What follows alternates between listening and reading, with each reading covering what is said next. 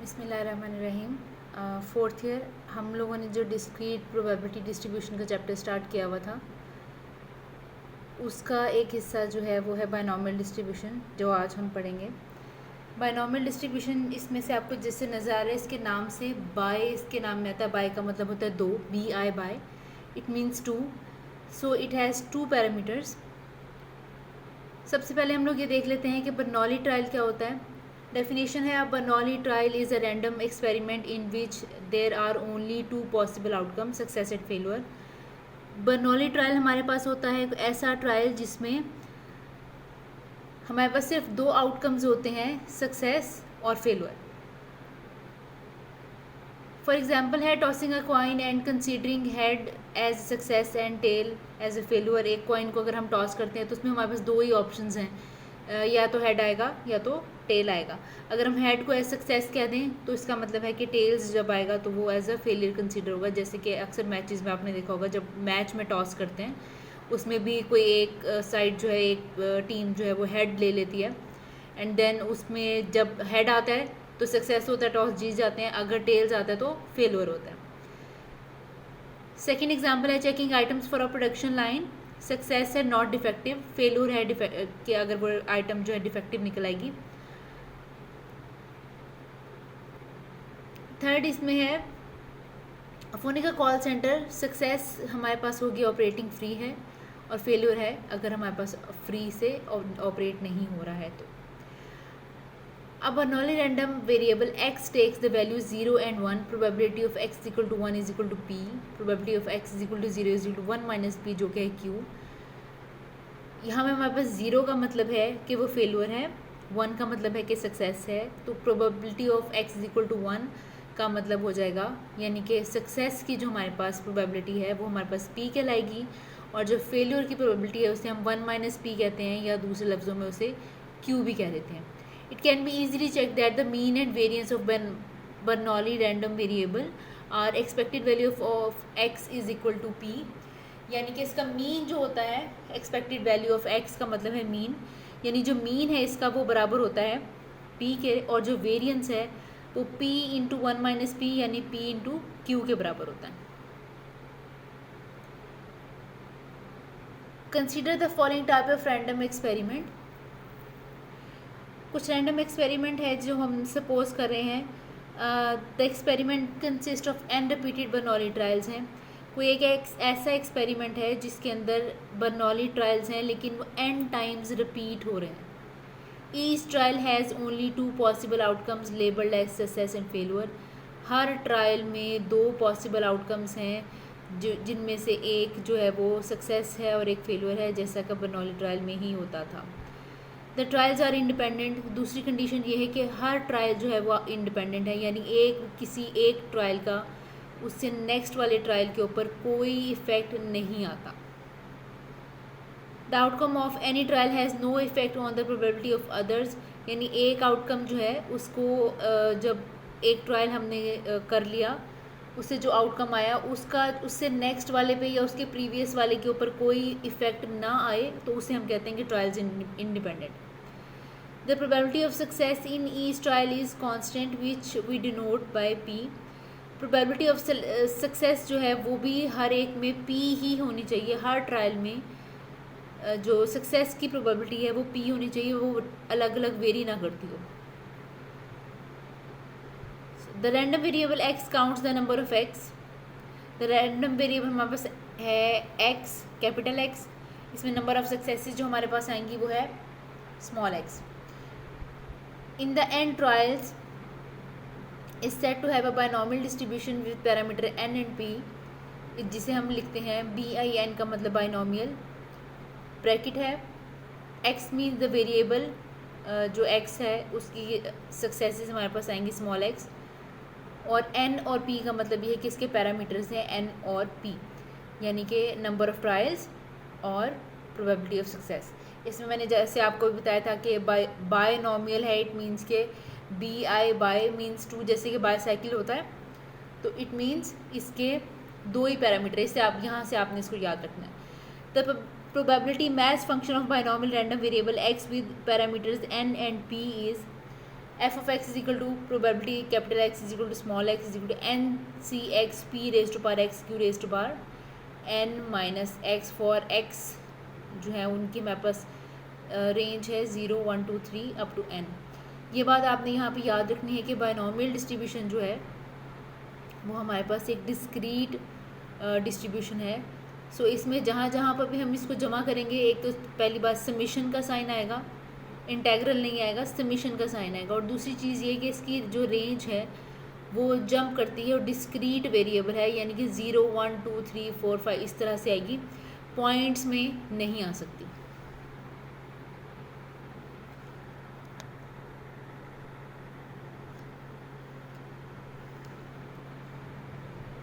Next इसकी example है, a biased coin is toss 6 times. एक बायस्ड कॉइन है वो 6 टाइम्स को टॉस किया। The probability of head, the probability of head on any toss is 0.3। Let x denote the number of heads that comes. आपको calculate करना है probability of x is equal to 2, x is equal to 3 और 1 से लेके 5 तक। इसका solution ये कि if we call head a success then this X has a binomial distribution with parameter n is equal to 6 and p is equal to 0.3, जैसे कि मैंने आपको बताया था। तो probability of x is equal to 2 के लिए हम क्या करेंगे, जैसे कि उसका फॉर्मूला था NCX, तो आपने यहाँ पे क्या करना है 6c 2 p raise to power x q raise to power n minus x। तो 0.3 की पावर 2 है, ये यहाँ पे थोड़ा सा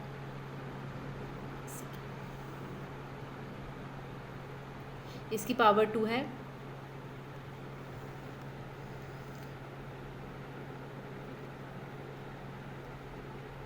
okay 62 0.3 raise to power 2 0.7 raise to power 4। इसको आपने कैलकुलेटर से कैलकुलेट कर लेना है, तो उसका आंसर आ जाएगा 0.324135।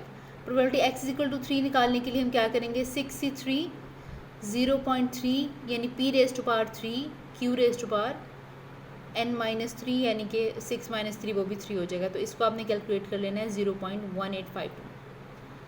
नेक्स्ट हमें चाहिए है थर्ड वाला जो पार्ट है वो है 1, प्रोबेबिलिटी चाहिए 1 से लेके 5 के दरमियान में। इसमें 1 के साथ आप देखेंगे तो इंक्लूडेड नहीं है, इक्वल का साइन नहीं है। 1 से लेके 5 तक का मतलब ये है 1 के नीचे इक्वल का साइन है, इट मीन्स कि 1 इंक्लूडेड नहीं है।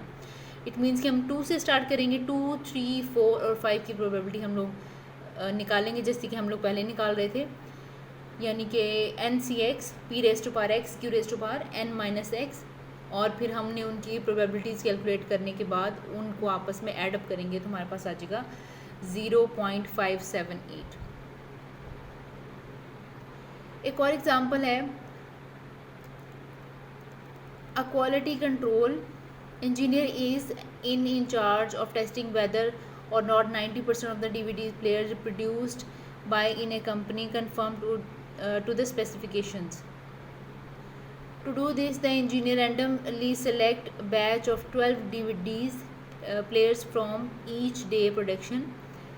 The day production is acceptable provided no more than one DVD player fail to meet specification. Otherwise, the entire day's production has to be tested. क्या है, एक इंजीनियर है वो उसको ये क्वालिटी कंट्रोल का जो है काम दिया गया है। तो वो क्या करता है कि पूरे दिन की प्रोडक्शन में से 12 DVD प्लेयर्स जो हैं उनको टेस्ट करता है। अगर तो उसमें से सिर्फ एक DVD प्लेयर ख़राब निकलता है तो इट मीन्स के प्रोडक्शन ठीक है। अदरवाइज़ उसको जितने, अगर वो एक से ज़्यादा डिफ़ॉल्ट निकल आते हैं तो फिर पूरे दिन में जितने DVD प्लेयर्स बने होंगे उन सबको ही चेक करना पड़ेगा।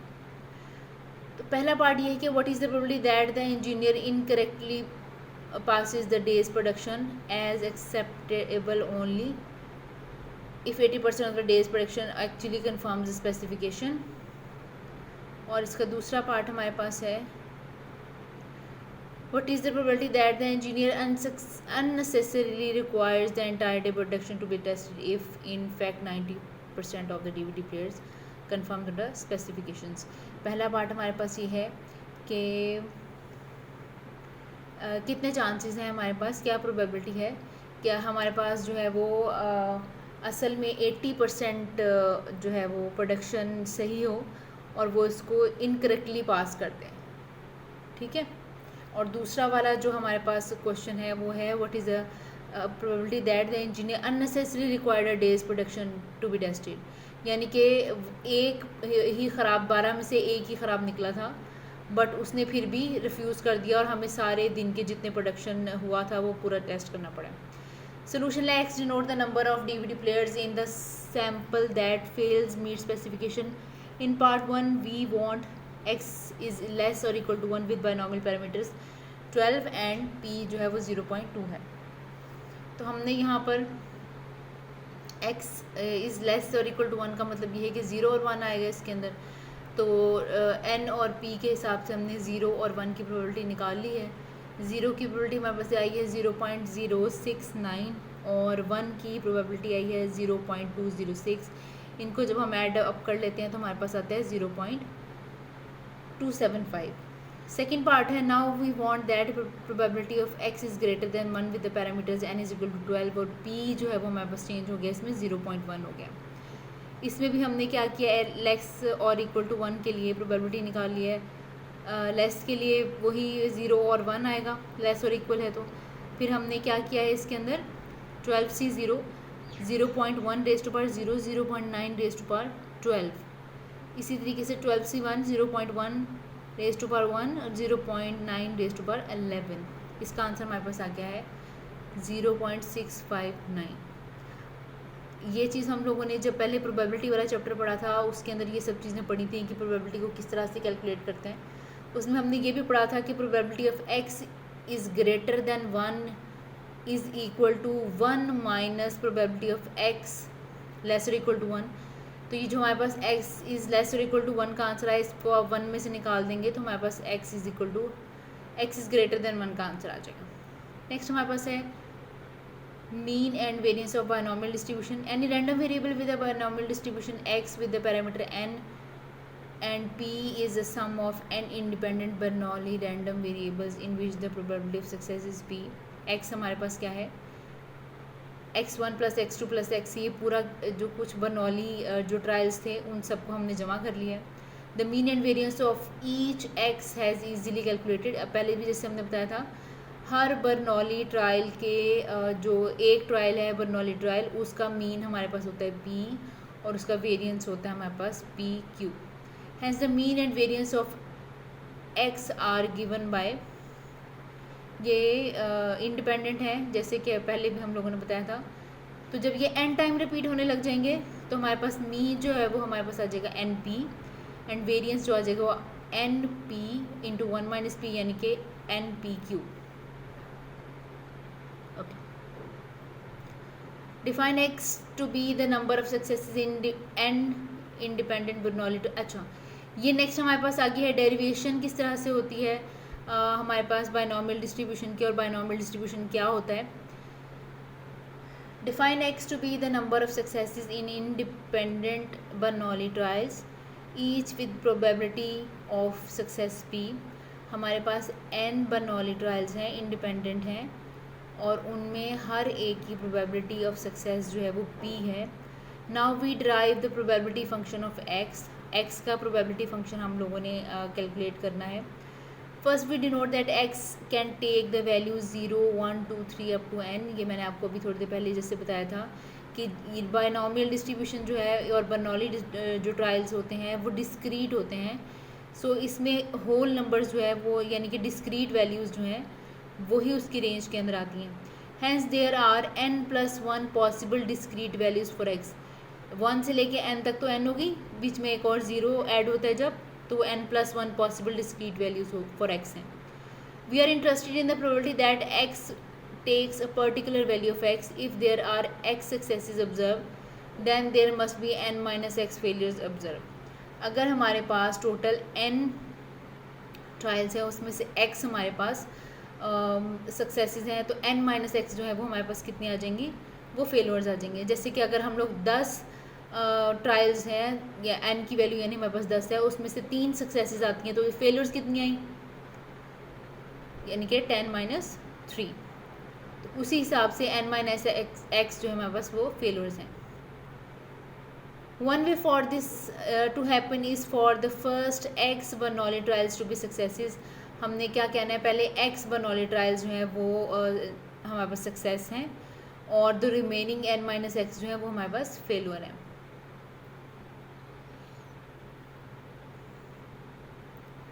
तो उसकी प्रोबेबिलिटी हमारे पास आ जाएगी, पहले x दफ़ा सक्सेस आ जाएगा यानी p इंटू पी, और फिर n-x टाइम जो है वो उसमें q इंटू क्यू यानी कि 1 - p है, तो आपस में मल्टीप्लाई करेंगे तो p⁻x आ जाता है और q⁻n-x